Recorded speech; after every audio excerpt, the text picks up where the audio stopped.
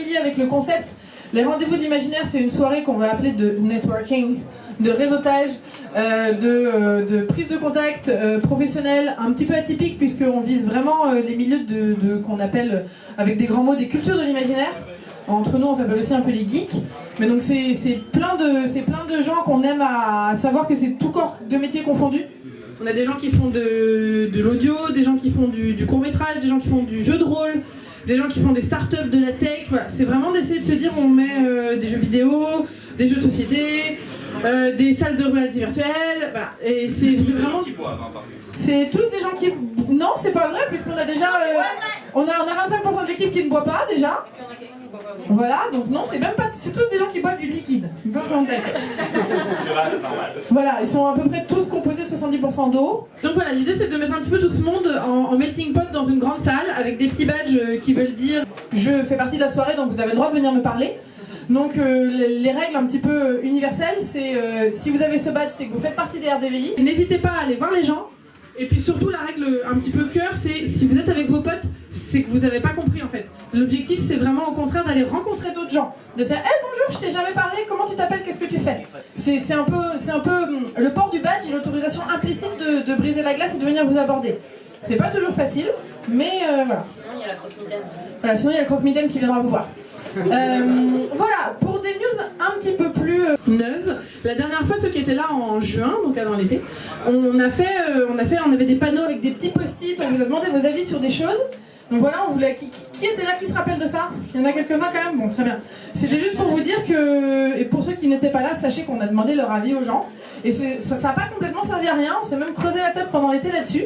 Donc ce qui est ressorti de ça, c'est plusieurs choses. C'est dans ce que vous aimiez, c'est que vous aimiez le côté communautaire des RDVI, c'est que vous aimiez le côté un peu retrouver les potes, et puis le côté rencontrer de nouveaux projets, et puis dans les besoins, les questions, les suggestions, on a vraiment eu des retours. Alors sur se dire que vous vouliez des événements en plus petit comité, on a eu des retours sur des gens qui voulaient au contraire des choses plus sérieuses, des masterclass, des choses comme ça on y réfléchit, ce sera peut-être un petit peu à plus long terme. Et puis on a eu des retours sur le fait de se dire que certains étaient un petit peu épris de timidité, on dirait pas comme ça, et avaient besoin d'aide aussi pour briser la glace. Donc on s'est creusé la tête pour savoir comment on pouvait vous proposer des choses. On a des nouveautés à vous annoncer un petit peu pour les RDVI. Alors je vais commencer par laisser la parole à Nat, qui est maîtresse sur l'initiative expérimentale, parce qu'on passe en mode expérimental, hein, je vous préviens, de cette édition. Bonsoir. Pour les gens qui ne me connaissent pas ou qui m'ont oublié, moi c'est Nathalie, éminence jaune de cette association. Donc ce soir, on vous propose, à l'initiative de ce qui nous a été demandé en juin dernier, un atelier de speed pitching. C'est-à-dire quoi? Vous avez 2 minutes chacun, vous présentez votre projet ou le projet que vous voulez représenter, et on vous met face à face sur 2 rangées de tables. Il y a un côté qui commence pendant 2 minutes, un deuxième côté qui parle pendant 2 minutes, on vous laisse 5 minutes pour débriefer après, et après, on fait tourner pas les serviettes, non. On fait tourner les places pour que vous changiez de partenaire et que vous ayez un aperçu de est-ce que vous savez bien présenter votre projet en 2 minutes pour accrocher la personne et être clair dans ce que vous dites. Donc s'il y a des intéressés, j'en ai déjà eu quelques-uns, vous venez me voir à la fin, on se mettra dans une petite salle à côté, loin des autres, pour faire cette activité-là. Voilà. Merci beaucoup, je leur dirai à la fin, ça va se passer là. On avait normalement déjà au moins 4 volontaires, ils vont mieux un nombre pair, mais au pire on s'adaptera. N'hésitez pas, c'est cool, et puis c'est un bon moyen de s'entraîner à pitcher, de rencontrer des gens. Et je vais laisser la main à Floriane pour la deuxième initiative qu'on portera un petit peu toutes les deux, mais je te laisse présenter. Bah, vous me connaissez peut-être un peu, croque-mitaine, tout ça. Il paraît que je fais peur aux gens, et donc on m'a puni. On m'a dit, il faut que les gens aient moins peur. Pas juste de moi, mais entre eux.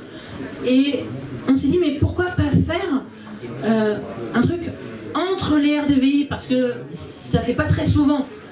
Et donc on s'est dit, on a réfléchi, on a essayé, en tout cas. Et on vous proposera un inter-RDVI. Vous avez vu un peu la classe? A priori, je pense on s'est mis d'accord sur la date. Le prochain, ça sera le 6 novembre. C'est bien ça? Le 6 novembre, au Player One. Lieu à définir quand même avec l'accord. Lieu à définir. Vous venez un peu comme chez McDo, comme vous êtes, comme vous voulez. C'est vraiment l'afterwork, pas de prise de tête, pas de badge. Moins de monde, hein, parce que forcément, y en aura qui seront occupés. Et on sera là, on vous dira, bah écoutez, venez, discutez entre vous, prenez des bières, buvez un coup, ça va vous faire du bien, et puis voilà. Qu'est-ce que... Non, pardon, buvez pas trop. Avec modération. C'est elle, modération. C'est qui? Ah, c'est elle. On a trouvé modération. Donc voilà, donc retenez la date. Les inter-RDVI, le 6 novembre, on vous attend. Pas trop nombreux quand même. Merci beaucoup Floriane. Voilà, donc l'objectif c'est simplement de se dire plus petit comité, on vous fera moins de pubs, moins de chambards, pas 36 000 newsletters et tout ça comme vous recevez d'habitude. Simplement, si on est 5, si on est 10, si on est 12, si on est 2, c'est pas grave. Nous on sera là, on boira des coups, on sera là pour parler avec vous. Voilà donc pour les petites initiatives. Après, alors on a fait un sondage en juin, mais on est toujours ouvert quand vous avez des idées, on essaie de les écouter pour faire évoluer l'événement, parce que n'oublions pas que les RDVI ça vit grâce à vous, ça vit grâce à sa communauté. Voilà. Toutes mes excuses pour le zouavage un peu plus long que d'habitude. Je vais donc laisser la parole à notre parrain qui cette fois-ci est Mind Out, qui en a un petit coup de cœur un petit peu particulier parce qu'on les voit depuis leur tout début et que c'est seulement maintenant qu'on s'est dit mais ils sont jamais venus parrainer. Voilà. Donc Romain, je te laisse la parole.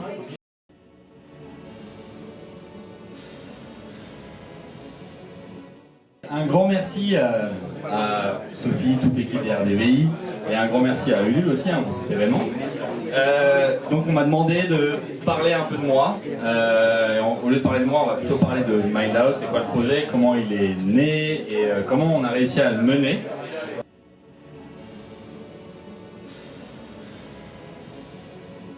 C'est une idée qui a déjà un peu plus de 4 ans. Il y a 4 ans, moi là-bas, je suis un ingénieur en électronique. Et concrètement, il y a la réalité virtuelle qui arrive. Je ne sais pas si vous avez tous entendu parler a priori de la réalité virtuelle. Et on en entend reparler. C'est-à-dire la réalité virtuelle, c'est une technologie, on a envisagé ça il y a très très longtemps. Il y a eu Matrix, il y a eu Avalon, il y a eu plein de films dessus. Et en 2011, on commence à en reparler. En 2013, Facebook rachète Oculus, ça devient très gros, et en 2015, on est en train de percevoir le fait que ça y est, il y a des casques qui vont arriver sur le marché début d'année 2016. Moi, à cette époque-là, je suis un passionné de jeux à la base. J'aime jouer à tout en général, pas mal aux jeux vidéo, mais les jeux en général. Et voilà, je travaillais à Decathlon, mais j'avais envie d'essayer de créer un projet autour de la réalité virtuelle. Voilà, j'arrive à me dire, allez, vas-y, go, on quitte Decathlon et on essaie de lancer ce projet. Donc ça arrive vraiment finalement début 2016. Et à ce moment-là, on en était au tout début et je découvre aussi les RDVI. Les RDVI ont été un vrai moment où j'ai pu échanger avec d'autres gens qui partageaient la passion du jeu en général, parce que RDVI, on aime beaucoup jouer. La passion des technologies pour certains et ces univers, en fait, la réalité virtuelle nous permet d'aller dans tous les univers possibles. C'est cette force de cette technologie, et moi, ce qui m'anime aujourd'hui dans ce projet, c'est une vraie passion pour cette technologie qui permet de tout faire, en fait. Enfin, tout faire à partir du moment où on l'imagine. C'est ça qui est assez fou. À partir du moment où on imagine quelque chose, on peut le reproduire en VR, on peut reproduire quelque chose de réel également, on peut voyager à travers la Terre, etc. Bref, je reviens au début du projet. J'en parle au RDVI, j'ai la chance de pouvoir le présenter à travers le RDVI, j'ai la chance de pouvoir confronter cette idée à d'autres personnes, de faire évoluer mon idée, de faire évoluer le projet, etc. Et le projet est devenu, bon bah ok, cette technologie elle est cool, à l'époque elle est encore assez chère, et à l'époque elle était encore plus chère, ça nécessite de l'espace, etc. Ok, on va essayer de refaire une salle d'arcade. Les salles d'arcade qu'on a pu connaître, si on a mon âge, mais qu'on a pu connaître dans les années 90. Mais en gros, refaire un lieu où en fait on va venir jouer entre potes. On va venir jouer entre potes, vivre des expériences un peu hors du commun. Et pour moi, ce qui m'animait là-dedans, c'est non seulement on va jouer entre potes et on va découvrir cette technologie qui est folle. Et on va donner un accès à tout le monde à cette technologie qui est vraiment folle. Donc voilà, le projet se construit petit à petit. On est encore au tout début. Moi, ça fait un peu moins d'un an que j'ai quitté Decat. Et on arrive à trouver un local dans Paris. Et on ouvre cette première salle dans Paris, au plein centre de Paris, en avril 2017. Voilà, donc ce qu'il faut savoir, c'est que les idées, elles viennent très souvent, les mettre en œuvre, ça prend du temps. Leur exécution, chacun va exécuter son idée à sa propre manière et c'est normal.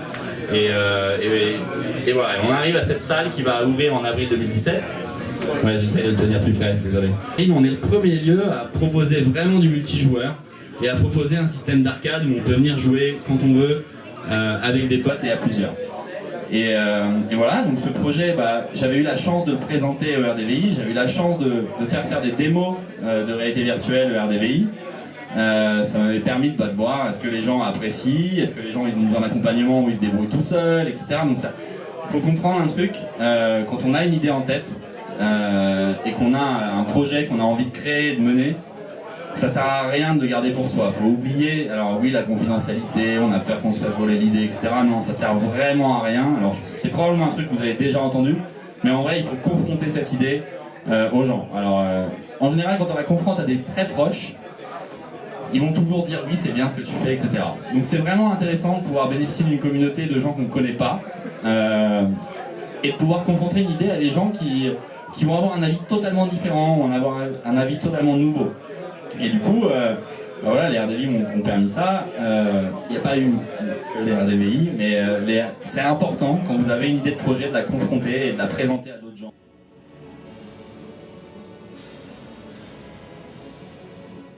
Aujourd'hui, on a ouvert une deuxième salle dans le centre commercial Vélizy 2, on est une quinzaine maintenant dans la boîte. Fin octobre, on ouvre une troisième salle à Lille, qui va, voilà, avec le projet d'en ouvrir une quatrième à Lyon, qui arrive bientôt, mais c'est un peu ambitieux, donc on verra.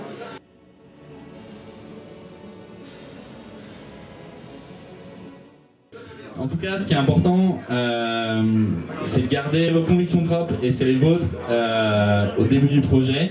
Bien évidemment, elles vont évoluer, et en général, vous allez toujours trouver un fil conducteur. Qu'est-ce que tu dirais en 3 phrases à quelqu'un qui te dit j'aimerais bien lancer un projet, mais j'ose pas? Alors, ne pas oser, c'est probablement une bêtise. La première chose, ne pas oser, c'est dommage. Vraiment, il faut oser. Se tromper, c'est juste normal. Et la troisième phrase, c'est quoi le plus important? C'est un peu bateau, mais bien s'entourer, en fait. Ne pas être tout seul.